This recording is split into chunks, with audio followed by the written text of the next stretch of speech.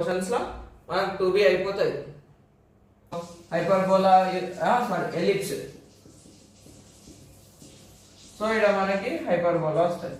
Ellipse easy అనిపిస్తే ellipse use చేసుకో, సరేనా? ఈ మూడింట్లో మీకే చాయిస్. అయిపోయింది ఇక పేపర్ కథం. లాస్ట్కి మళ్ళీ ఫైనల్ ఆర్డర్ చెప్తాడు. టోటల్ 6 పేపర్స్ చెయ్యి. ఏదేది అన్నా అంటే 2025, 2024, 2023 RS రెగ్యులర్ సప్లై. టోటల్ ఒక క్వశ్చన్ పేపర్లో 24 questions.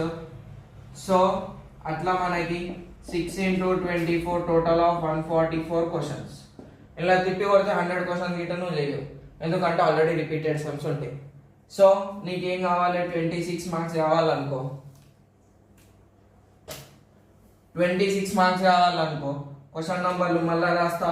First question, second question, third question, 10th question, మళ్ళా 17th question, 18th question, 23rd question.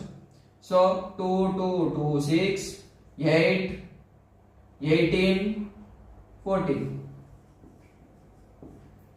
నీకు ఒకవేళ 65 మార్క్స్ రావాలనుకో, 65 మార్క్స్ రావాలనుకో, ఇవి అయిపోయినాయి కదా. నెక్స్ట్ ప్రయారిటీ ఏది ఇవ్వాలంటే 24th క్వశ్చన్, 23rd అయిపోయింది, 22nd క్వశ్చన్ రిడక్షన్ ఫార్ములాస్.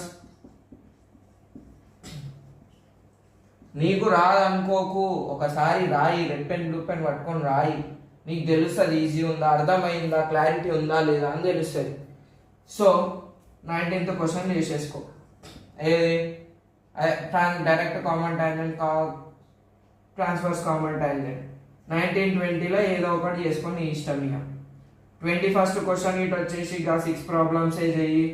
అర్థమవుతుందా వెళ్ళని గుట్టు, అర్థం కాకపోతే వదిలేసాయి, మనకు వేరే ఆప్షన్ ఉంది. ఇది అయిపోయినాక 65కి కదా విఎస్ఏక్యూస్కి రా.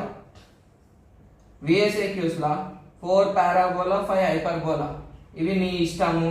తర్వాత 6, 7, 8, 9, 24 ప్రాబ్లమ్స్ ఉంటాయి కదా. 24 ప్రాబ్లమ్స్ చేసేసి ఇక్కడ నుంచే చేసేసి, సరేనా?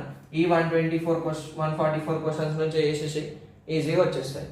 సో లాస్ట్ థింగ్ ఏం చేస్తామన్నా అంటే 75 రావాలంటే ఎస్ఏక్యూస్ మీద ఎక్కువ కాన్సన్ట్రేట్ చేయాలి.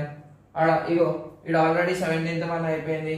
తర్వాత 11th వన్కి రా, 16th వన్కి రా, 12, 13, 14లో నీ ఇష్టం. నీ ఇష్టం అని చెప్పి నేను వదిలేయా. ప్రాబ్లం అయితే 144కి 144